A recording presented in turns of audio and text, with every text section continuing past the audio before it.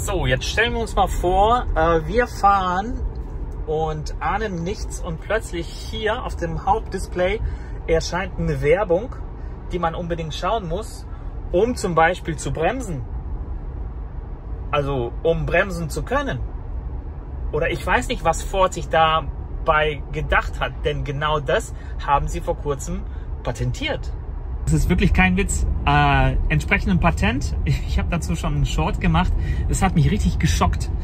Wie kann es sein, dass man also auf so einen Gedanken kommt? Also klar, okay, Entertainment hier vorne, bla bla, und dass da jetzt irgendwie auch Werbung ausgespielt wird. Aber Moment mal, ich befinde mich in meinem eigenen Auto. Und hier gibt es bislang, also sofern man jetzt nicht auf Webseiten surft, man kann auf Webseiten surfen, während man fährt, übrigens noch. Ich weiß nicht, wie lange das dann noch geht, oder vielleicht wird das sogar noch mehr gehen, je mehr Automatismus jetzt wir bekommen. Ab Q1 2025 soll ja tatsächlich hoffentlich auch FSD nach Europa kommen, also da bin ich richtig gespannt. Aber trotzdem, Werbung im Auto, was erhoffen Sie sich dabei von Ford? Mich wird auch eure Meinung interessieren, weil jetzt auf den Shorts, wahrscheinlich ist die Zielgruppe ist einfach falsch gewesen, ich weiß es nicht. Die Shorts, die schauen dann wahrscheinlich dann eher Leute, also ihr wisst schon, was ich meine, Leute, die eher meinen Kanal nicht abonniert haben, sondern einfach nur ganz, ganz zufällig drauf kommen. Und dementsprechend habe ich da relativ wenig wenig Resonanz. Oder ist dieses Thema einfach uninteressant? Schreibt es mir bitte in die Kommentare, wie ihr das seht. Also ich war wirklich geschockt. Wie kann man denn an Ads im Auto denken? Und dann, was erhofft sich denn jetzt Ford davon? Dass Leute Lizenzen zahlen, also Leute im Sinne von Hersteller Lizenzen zahlen, um Werbung schalten zu dürfen in ihren eigenen Autos. Also wenn ich jetzt ein Auto kaufen müsste und würde von vornherein sehen, da wird mir Werbung geschaltet, also jetzt nicht um bremsen zu können, sondern überhaupt, da würde ich so ein Auto ja gar nicht holen erst. Also ich check die Logik nicht, sorry. Hilft mir bitte. Wozu ist es gut? So, Grenzkontrollen auf der deutschen Seite so gut wie gar nichts. Schweizer werden natürlich dort schon noch nicht gefilzt, aber gefragt, ob man eingekauft hat. Also an den Grenzen hat sich jetzt bisher nichts geändert. Zumindest nicht zwischen Schweiz und Deutschland. Aber jetzt lassen wir mal Ford beiseite. Ich wollte ganz kurz nochmal mich melden, mich nochmal bedanken, dass ihr unseren Roadtrip angeschaut habt. Das zweite Teil habe ich dann auch irgendwann mal geschafft zusammenzuschneiden. Ich bin zum einen am Rumexperimentieren mit dem Schnittprogrammen. Also ich hatte, wen das jetzt halt interessiert, ich hatte ganz lange auf Final Cut das Ganze geschnitten. Dann habe ich mal es probiert auf DaVinci Resolve, und den letzten Roadtrip, den habe ich tatsächlich auf dem Mac mit CapCut.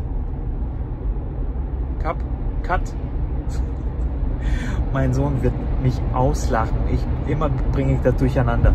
CapCut. Also. Und ja, wenn euch das gefallen hat, schreibt es mir bitte in die Kommentare. Ich habe jetzt bei dem Roadtrip natürlich nicht jetzt solche Vlog-ähnliche Videos gedreht, oder kaum, sage ich mal, sondern wir haben halt einfach Urlaub gemacht. Und dann das, was ich zwischendurch mal gefilmt habe, das habe ich dann nachher mit Voice-Over irgendwie zu Hause zu einem Roadtrip-Video zusammengeschnitten. Ist vielleicht nicht jedermanns Sache, war jetzt ja, auch nicht jetzt wirklich geplant, ich fahre jetzt, um ein Roadtrip-Video zu machen, sondern das ist irgendwie, das passiert irgendwie nebenbei. Naja, schreibt mir bitte gerne in die Kommentare, wie solche Videos bei euch ankommen, ob ihr dann mehr davon sehen wollt, was ich vielleicht falsch mache oder was ich vielleicht besser machen kann. Für Kritik bin ich sehr, sehr gerne zu haben. Alright. Ja, jetzt haben wir fast schon Oktober.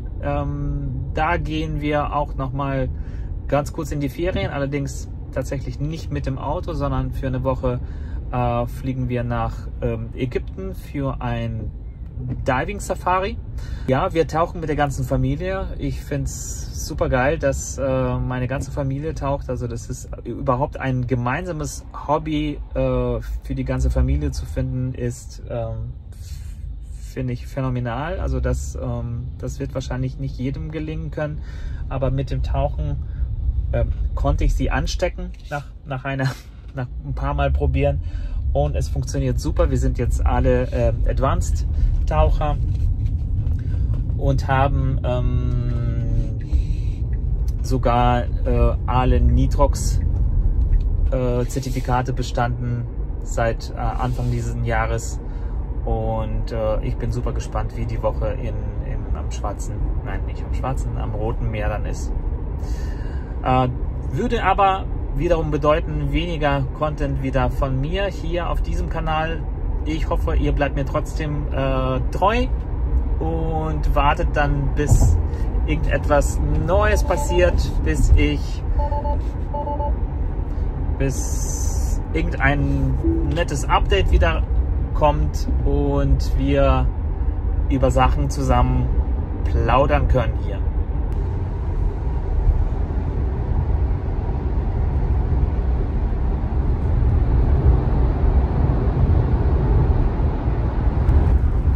Wir haben übrigens mittlerweile 65.000 Kilometer auf dem Auto, mit dem Auto hier zurückgelegt. Ich habe auch von vornherein, also diese Gesamtangabe gibt es leider nur als Kilometer, Odometer, nicht jetzt die Angabe, wie viel man pro Kilometer an Watt verbraucht hat. Das geht nur, wenn ihr Trip 2 oder Trip 1, was auch immer, am Anfang, wenn ihr das Auto bekommt, nullt und nie wieder resettet. Also das heißt umbenennen in Gesamt, Total oder was auch immer. Und dann könnt ihr auch das messen, wie viel Energie ihr über die gesamte Zeit verbraucht habt. Was ich mir auf jeden Fall überlegt habe, ist so ein kleines Fazitvideo noch zu machen. Ja, jetzt nach 2 Jahren und 65.000 Kilometern, was würde ich jetzt Tesla Model Y nochmal empfehlen? Was sind jetzt die Sachen, die dafür und dagegen sprechen? Möglicherweise. Ich denke mal, das kommt sicherlich noch. Das interessiert insbesondere die Leute, die noch nicht sich durchgerungen haben, ein Elektroauto zu kaufen oder vielleicht schwanken zwischen Tesla und einem anderen Hersteller. Ich bin einige Elektroautos bereits gefahren. Schon mal so viel vorweg. Ich würde, glaube ich, Standpunkt heute, kein anderes Elektroauto außer Tesla kaufen. Auch wenn es Nachteile gibt oder sage ich mal jetzt noch Schwächen gewissermaßen.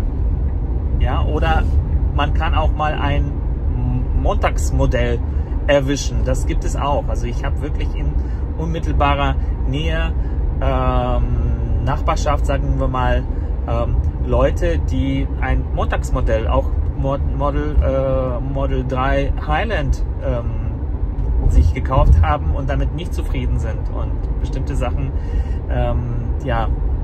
auf sich warten lassen, sage ich mal. Aber nichtsdestotrotz, ich würde es trotzdem noch riskieren. Ich finde es super. Und was konkret ich aber an diesem Auto alles verändert habe, jetzt gerade knarzt mein Sitz. Ich weiß nicht, ob man das gehört hat, wahrscheinlich jetzt nicht wegen der Autobahn. Das höre ich schon die ganze Zeit. Ich sag's mal gerade, warum es so ist. Ich habe vor kurzem gemerkt, dass der Sitz ist sozusagen angeschraubt mit so 4 fetten Schrauben am Boden.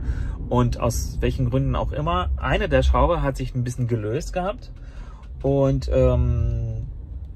das habe ich dann gemerkt. Und vorgestern, weiß gar nicht wann, ich hatte kein Werkzeug zur Hand, aber ich habe dann den Sitz zurückgedreht, so gesehen, und so gut es geht mit den Fingern diese Schraube reingedreht. Aber natürlich muss man sie festziehen, weil ansonsten jetzt jedes Mal, wenn ich irgendwie ein bisschen Gas gebe oder ein bisschen bremse, höre ich dieses Knarzen und das ist total gemein. Okay, aber long story short, ich habe einiges an diesem Auto verändert. Einige Sachen würde ich weiterhin empfehlen zu verändern. Andere ist Geschmackssache. Und das kommt sicherlich auch in einem extra Video. Deswegen, falls ihr noch nicht Abonnenten seid, gerne auf Abo drücken, kostet nichts. Und in diesem Sinne, fahrt vorsichtig, bleibt gesund und bis zum nächsten Mal. Ciao, ciao.